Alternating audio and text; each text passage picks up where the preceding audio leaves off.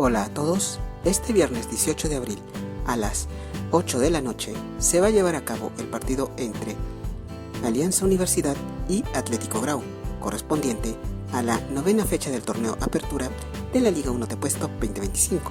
El escenario será en el estadio Heraclio Tapia, ubicado en Huánuco.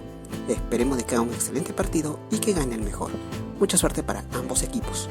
Muchas gracias.